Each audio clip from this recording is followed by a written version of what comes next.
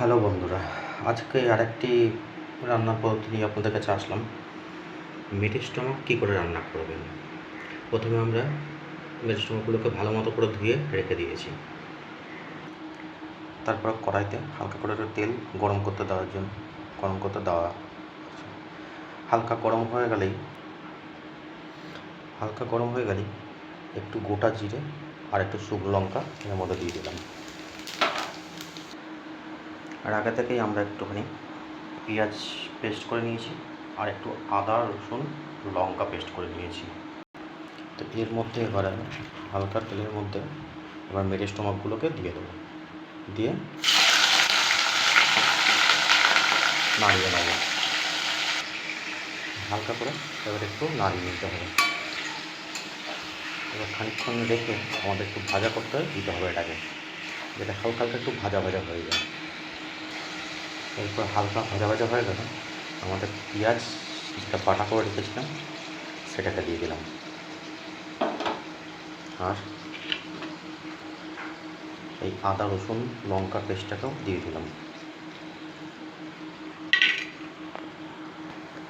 দিয়ে খানিকক্ষণ একটু নাড়িয়ে চাড়িয়ে নিয়ে রেখে দিতে হবে এটাকে। এটা একটু ফুটতে শুরু করেছে। এবার পরিমাণ মতো একটু হলুদ গুঁড়ো, একটু জিরে গুঁড়ো আর লঙ্কা বাটা দিয়েছিলাম আগে থেকে, ওই জন্য আমরা গুঁড়ো লঙ্কা অল্প করে দিয়ে দিচ্ছি। দিয়ে এটাকে একটু ভালো মতো করে আবার একটু নাড়িয়ে নিচ্ছি, যাতে পুরোটা এখানে ভালো মতো নাড়ানো হয়ে যায়। এবারে আমরা একটু পরিমাণ মতো নুন দিয়ে দিচ্ছি এখানে।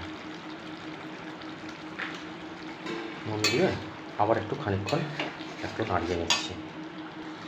নাড়ানো হয়ে গেলে এবার একটু ছেড়ে দিতে হবে, খানিকক্ষণ এটা ফুটবে। আর এটার মধ্যে আমি আলু দিয়ে করিনি, আপনারা চাইলে ছোটো ছোটো করে আলু কেটে দিতে পারেন। দেখুন আমাদের রান্নাটা কী সুন্দর হয়েছে, তেল ছাড়তেও শুরু করে দিয়েছে। কী সুন্দর তেল ছেড়ে দিয়েছে।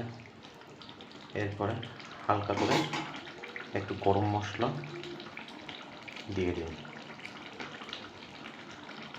দিয়ে আর একটুখানি চাপা দিয়ে দিন এটাকে।